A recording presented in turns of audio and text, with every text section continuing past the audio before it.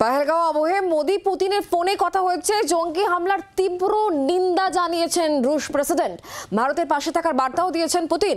হামলাকারী এবং মদতদাতাদের শাস্তি হওয়া উচিত। নরেন্দ্র মোদীকে ফোনে এই কথাই বলেছেন রুশ প্রেসিডেন্ট।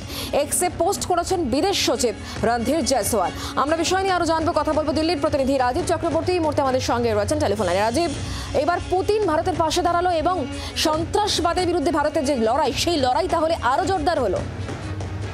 দেখো, বিশ্বের যে শক্তিধর দেশগুলি তারা প্রায় প্রত্যেকেই ভারতের পাশে দাঁড়িয়েছে পহেলগাঁও ইস্যুতে।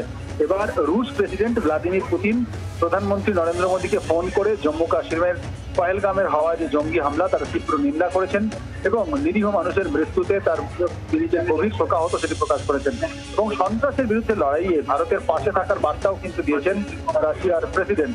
পুতিন স্পষ্ট জানিয়েছেন যে এই বর্বর হামলায় যারা দায়ী তারা যাতে এবং যাদের তারা মদত দিচ্ছে তাদের উপযুক্ত শাস্তি হওয়া উচিত।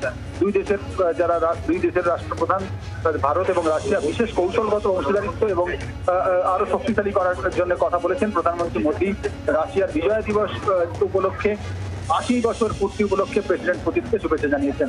স্পষ্টতই এই খবর যেটি রণধীর জয়সওয়াল বিদেশ মন্ত্রকের মুখপাত্র জানিয়েছেন তা থেকে একটা বিষয় স্পষ্ট যে ভারতের পাশে বিশ্বের শক্তিধর দেশগুলি এবং বড়সড় দেশগুলি বেশিরভাগ দেশগুলি সর্বতভাবে পাশে রয়েছে, আর যাতে অস্বস্তি বাড়ছে পাকিস্তানে।